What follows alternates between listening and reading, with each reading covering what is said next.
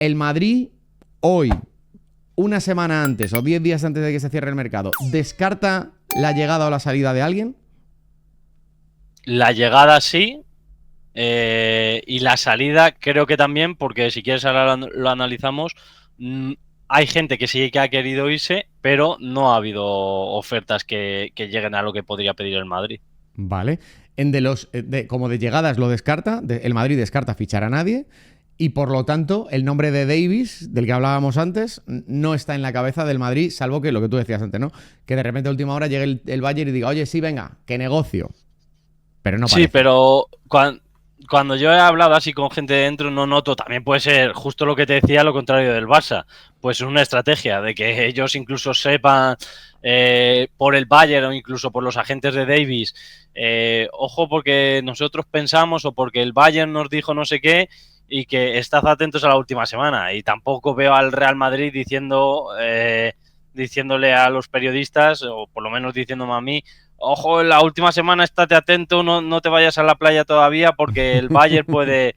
No, pero la realidad es que no he notado que haya a ningún nivel del club ese feeling de, por ejemplo, el año pasado, dentro de que era prácticamente imposible, sí que es verdad que sí que se escuchaba en el club que, oye, no queremos porque ya conocemos al PSG, pero Mbappé, si se diera, tendría que ser en la última semana de mercado porque se pusieran todos muy nerviosos, tuvieran un pollo de muchos millones y al final la mejor solución fuera que nosotros entráramos. Pero vamos, que no había, y especialmente desde que Mbappé, digamos, hizo las paces y se reintegró en el grupo, se cayó esa vía que sí que se había comentado. Este año con Davis yo hasta ahora ni he percibido eso, o sea, no noto que estén ahí en estos 9-10 días puede pasar algo. Vale. Y de la salida, yo creo que había dos nombres grandes. Uno era Lunin, que era el que podía salir de verdad, además traspasado porque le quedaba un año de contrato. Pero antes de ir a Lunin, Rodrigo. Y la gente dirá, Rubén, Rodrigo no está nunca encima de la mesa. Bueno, yo le pregunto a Mario, no hay ninguna opción de que el Madrid quiera sacar a Rodrigo, de que Rodrigo se quiera ir, del grupo de WhatsApp del otro día, de las declaraciones de la semana de Champions. No sé, no lo ves. Yo no lo veo porque me mantengo en lo que dije antes de la pretemporada y lo que he ido diciendo durante el verano. Para mí la única opción de que Rodrigo saliera eh, consistiría en que él no se viera importante durante la pretemporada, que era casi imposible porque esta pretemporada ha sido muy rara, el grupo solo ha estado entero, completo, desde el 7 de agosto, y Rodrigo además llegó a finales de julio o el 1 de agosto y pudo jugar porque tenía que jugar porque tampoco había nada más, pero es que aparte, como contamos en julio, el plan de Ancelotti era que fuera titular tanto por su importancia tanto en ataque con ese 4-3-3 como luego en el 4-4-2 para hacer un esfuerzo extra defensivamente. Entonces, un jugador con contrato al que su entrenador está mimando y al que le está demostrando que cuenta con él, oye, fuera están diciendo que eres el perjudicado por la llegada de Mbappé, titular en la pretemporada, titular en la Supercopa, titular en el primer partido de Liga, te ensalzo en rueda de prensa, no lo veía. Otra cosa que era la duda que yo podía tener y que incluso si el club, esta teoría que circulaba de el club va a tener que hacer una gran venta, que el Madrid llamó a muchos medios para decir, oye, quitad esto, no digáis tonterías porque no es así. Eso se llegó a publicar, es que no lo recuerdo ya. O sea, se llegó a publicar Sí, que el Madrid, sí, por yo, haber traído a Mbappé, tenía que hacer una gran venta. a mí me consta que el Real Madrid hizo movimientos en medios para decir, quitad esta noticia porque es mentira. Vale. Eh, ¿Qué pasa? Que esa teoría podría ser que incluso, bueno, porque creyera en ello Ancelotti o que incluso porque en un acuerdo con el club, oye, si las dos cosas, oye, pues si a ti Rodrigo no te convence, no te vuelve tan loco, si podemos ingresar 80 o 100 millones por este jugador, nos cuadran las cuentas y a nivel económico nos vendría genial, si tú apuestas luego por Arda, por Brahim, por Hendrik, etcétera, etcétera, pues que no hubiera jugado en la Supercopa, por ejemplo. Ahí yo sí que hubiera esperado movimientos porque es él, y creo que se ha notado esta semana, y se ha contado antes, el el malestar o la inquietud, digamos, de Rodrigo. Entonces, si llegas y en la primera gran noche de la temporada en todo el fútbol europeo, que es la Supercopa y la primera de tu equipo, imagínate que Rodrigo hubiera estado en el banquillo, yo creo que ahí podría haber pasado algo.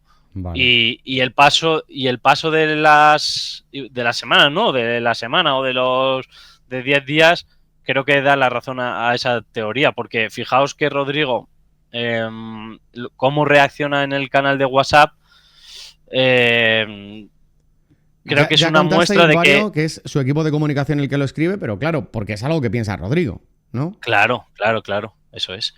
Pero en cuanto que ve que a su juicio se malinterprete y que genera polémica, pide y se borra. Pero que fíjate cómo está la cosa, habiendo sido titular en los 2 partidos, Mallorca además jugando los 90 minutos, con Ancelotti quitando a Mbappé y Vinicius, a Vinicius y Bellingham. Sí. Imagínate si en uno de esos partidos hubiera sido suplente. Sí, sí. Por eso digo, pero como no ha pasado nada, luego pregunté también en el club y me dijeron que no esperaban una ofensiva del City, que es el club que más ha puesto ahí la semilla por él. Claro, sí, porque se habló, verdad, que como tenía dinero por Julián Álvarez y tal, pero yo creo que el Madrid, no lo sé, esto sí que es una gallarda mía completamente. Yo creo que el Madrid solo se plantearía vender a Rodrigo al City si le dijera, vale, Rodrigo para acá, Rodrigo para allá. Y yo ese intercambio sí se lo veo, porque además el Madrid sí ha demostrado una cosa, es que le va a faltar un centrocampista que tenga fútbol, pero eso es una gallarda. O sea, eso no vamos a ir a las gallardas si de eso no hay nada, pero por ejemplo, sí me sorprende que me digas que está cerrada la puerta de llegadas y el Madrid tiene ahora mismo para jugar de titulares a Militao y Rudiger, porque a Álava no se le espera y no hay un cuarto central, se fue Nacho y no ha venido nadie por él. O sea, eso sí me sorprende, me parece una posición en la que el Madrid está otra vez muy jodido. Sí, yo no, vamos, por mucho que diga Ancelotti, me consta que dentro piensan igual, digo que diga públicamente. O sea, ¿quién es el tercer central ahora que no está Álava? ¿Cuándo se lesiona? ¿Tchouaméni? Tchouaméni. Claro. Y yo ¿Y no el sé cuarto?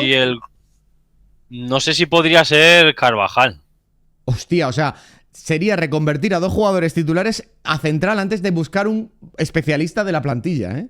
O de la cantera, de lo que sea. Yo creo que sí, no sé si a lo mejor Vallejo, encontrando una regularidad de no lesionarse y de no estar en problemas, podría, pero es que el gen competitivo de Carvajal en Ancelotti lo valora muchísimo y también valora, pese a su claro segundo plano, a Lucas Vázquez. Es decir, que en un momento determinado a mí no me sorprendería que dijera, mira, Carvajal, que es que encima, pese a la altura, va cada vez mejor por arriba, en defensa y en ataque, también por ese gen competitivo, por cómo marca, por cómo se posiciona, aunque no es su demarcación y él viene de la banda y es diferente, pero no me extrañaría. Estaba la cosa esa de Joan Martínez o de Jacobo Ramón, pero yo creo que era muy pronto y con la lesión de Joan creo que incluso más. Vale. O sea que el Madrid no se plantea traer un central ahora en los días que quedan. Y de las salidas que hablábamos antes, Lunin, por ejemplo, que era el gran nombre de la pretemporada, el Madrid no se cerró a venderlo, pero no ha debido llegar a una oferta que convenza. A lo mejor no ha llegado ni una oferta. Claro. Hay 2 casos, que son los de Lunin y el de Ceballos. Vale. Ceballos, como publicamos, le trasladó al Real Madrid que estaba abierto a irse, por no decir, vamos, que quería irse, que estaba abierto y le trasladó una serie de intereses. No me consta exactamente cuáles les trasladó y en qué grado digamos, formalmente, que yo creo que cero formalidad. Cuando digo cero formalidad es que no es el Nottingham Forest está dispuesto a pagar 15-20 kilos de libras no. Vale. Entonces, ¿qué pasa? Que, bueno, pues que realmente no ha habido caso, porque era muy difícil que hubiera caso. De hecho, en esa misma noticia contábamos que Nico Paz, que está cerca de salir al Como italiano, o Mario Martín, que se ha ido cedido al Valladolid, eran los jugadores designados por el Real Madrid entre uno de los dos, aunque el otro pudiera entrar también, pero se elegiría a uno de los dos como sustituto en la plantilla si saliera Ceballos, porque no iban a invertir en el centro del campo tampoco este verano. Pero ya contábamos en esa noticia que era muy difícil igualmente lo de Ceballos, porque Ceballos renovó por un pastón, por alrededor de 4,5 y yo no sé si con bonus. Y 4 años, ¿no? Además, al Madrid le dio un buen contrato a Ceballos. Sí, sí, sí. O sea, un contrato que es muy difícil que pesque en cualquier otro lado de España y de Europa. De España seguro, porque el Betis ha mostrado interés. El Atlético de Madrid ha mostrado interés. Es que pero luego a la hora... ese contrato, Mario, solo se explica desde la perspectiva de que el Madrid pensara en Ceballos como el nuevo Modric. O sea, cuando se vaya Modric, este chaval está.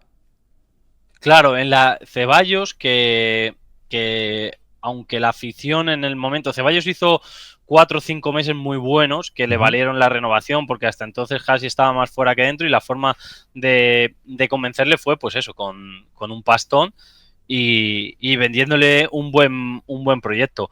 Ancelotti sí que lo veía como una pieza importante por estilo de fútbol para cuando se fueran Kroos y o Modric. Y eso se ha mantenido, esto me lo decían a mí marzo o abril, cuando no se sabía exactamente qué iba a pasar por Kroos o Modric, pero decían, a ver, Dani, sabemos que no está contento, es evidente, quiere jugar más, pero si tiene paciencia, sí.